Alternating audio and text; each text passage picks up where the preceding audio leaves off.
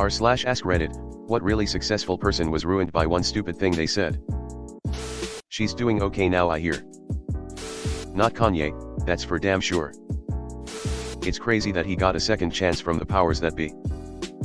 Clayton Williams, Link, was a shoo-in for governor of Texas in 1990, until he made a statement that likened the crime of rape to bad weather, having stated, "If it's inevitable, just relax and enjoy it." Edit, corrected shoe to shoe.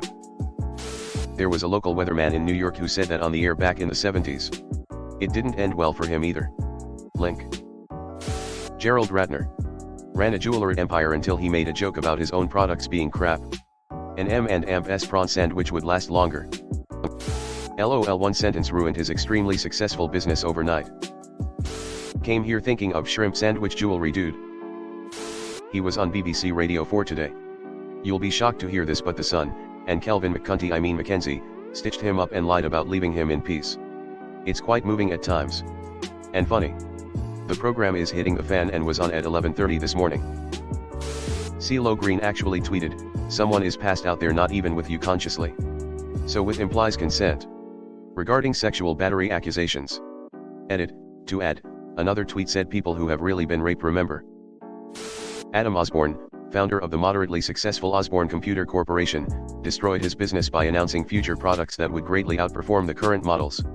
This announcement caused all of the existing pre-orders for the current generation model to be cancelled in anticipation of a better product. The company successfully cannibalized all of its own sales, didn't have enough capital to continue R&D on the later product line, and soon folded. Thus, the term Osborne effect was born. I mean, when you're accused of something and you loudly tell the world you're guilty. I don't even understand this.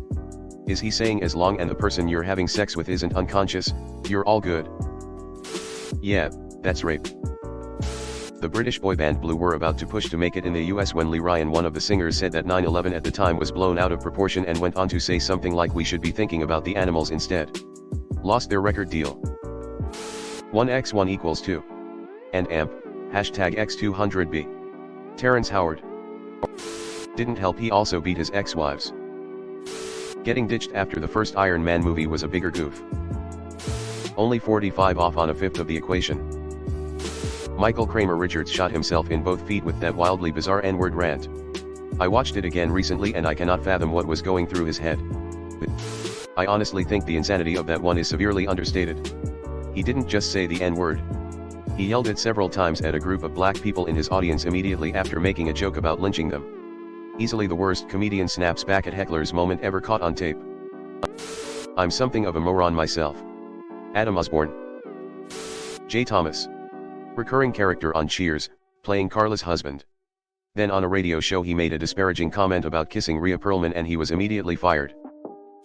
Then they killed his character by having him get run over off-screen by a Zamboni machine.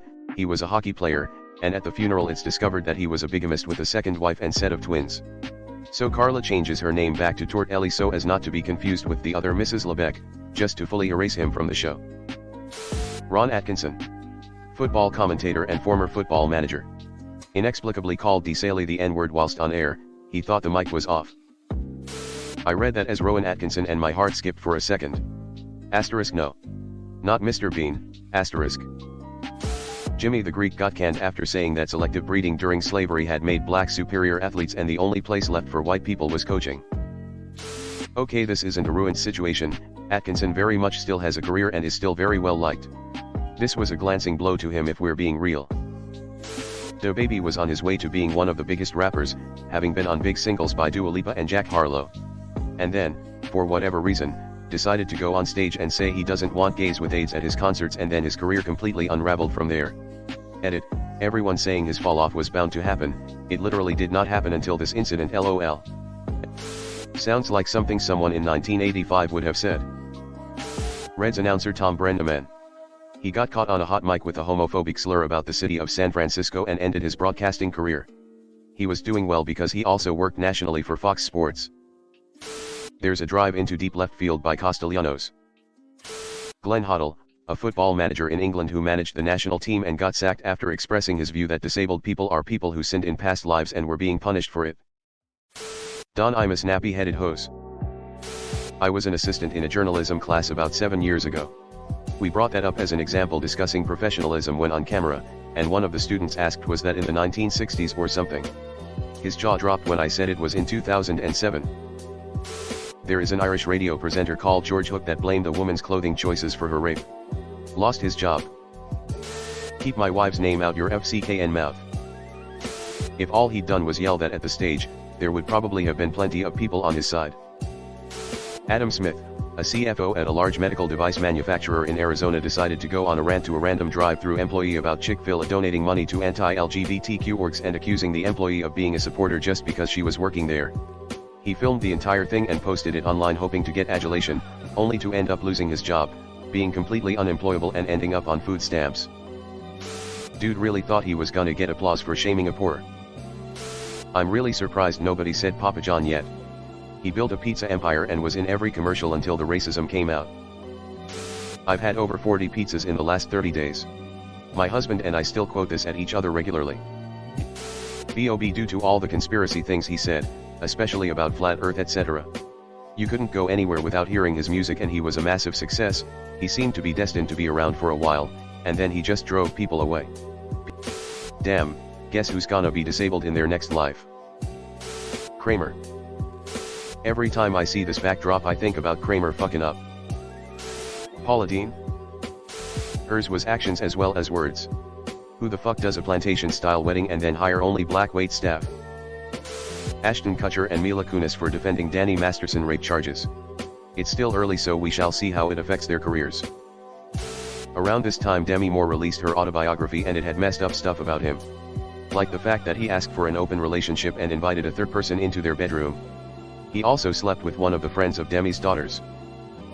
Jared Fogle, from Subway. He made lewd comments to a journalist/radio host back in 2007 about some middle school girls, which she had recorded, and saved some text messages from him and reported it to the FBI. From then on there was an investigation and he was convicted of traveling to engage in illicit sexual conduct with a minor and the distribution and receipt of child pornography. I'm sure he'd have eventually been caught, but if he hadn't said something when he did, who knows how long he would have gotten away with it for. Howard Dean. To this day I don't understand what the fuck he did wrong. The MSM piled on him and that was it. If anything, it just proves the MSM controls the narrative. Dan Quayle failed to spell potato. The vice president tanked his entire presidential aspirations in one interview. That female PR rep who tweeted a small group of friends about going to South Africa and hoping she wouldn't get AIDS. Just kidding, I'm white. Before hopping on a plane. When she got off the plane many hours later, her life was ruined. Mel Gibson was really on his way to cementing his legacy as an artist, a capable actor and director. Very few people can direct and act in a movie and make it awesome. But he got drunk and revealed some really evil opinions. And this caused some people to step forward and confirm that this moment was really indicative of his values. Depressing. While in public Mel Gibson's career is over, I think he's still going strong behind the scenes. Jimmy the Greek Snyder. Tom Brenneman. Ben Wright. Steve Lyons. Glenn Kuiper. All sports commentators that said racial or sexist things in interviews or live on air. Great list. The craziest part about Brenneman is the awkward timing as there's a drive into deep left field by Castellanos, it will be a home run. And so that will make it a 40-ball game. Use of the non-racism word niggardly. On January 15, 1999, David Howard, an aide to the mayor of Washington, D.C., Anthony A. Williams, used niggardly in reference to a budget. This apparently upset one of his black colleagues, who misinterpreted it as a racial slur and lodged a complaint. As a result, on January 25, Howard tendered his resignation, and Williams accepted it. Link. Lawrence Taylor. After LT retired from football, he had a moderately successful career as an analyst and pitchman in commercials. He was accused of being with a prostitute, not a huge problem, but she was underage. So, he did an interview where he said, "Look, I was just looking for a prostitute.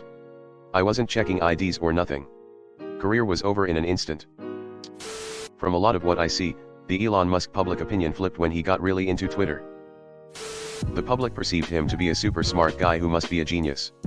Then he got on Twitter and ruined that perception by continually tweeting. P. Flynn, an Irish politician, boasted about his pay on a national TV talk show and never lived it down. Padraig Flynn. Flynn described his salary and lifestyle as a European Union commissioner as being about IR 140,000, paying 33% tax, which works out to IR 100,000 net. It's a well-paid job. He said the position meant he had the added expense of maintaining 3 houses, cars, and housekeepers and regular travel, and described the hassle involved. The performance was seen eccentric and out of touch at a time when house prices were rising significantly. I highly suggest reading the book so you've been publicly shamed. Don Cherry. He said some other really dumb stuff, but there was one show where he said you people when talking shit about immigrants to Canada on a hockey show, and that was it for him. Isaiah Washington of Grey's Anatomy and the homophobic slur that completely tanked his career. Some people seem to be of the opinion that Twitter is a private group chat. It is in fact, not that at all. Oh, is this where the Brian Griffin tweet joke is from? Hello everyone. Thanks for sticking to the end of this video. I really appreciate it. I just wanted to humbly ask you to subscribe to the channel. According to my statistics, 100% of my viewers in the past 28 days are not subscribed.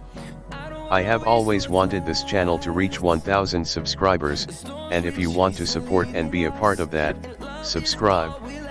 It's free and it's an awesome way to support the channel. Thanks again. Reddit glitch out.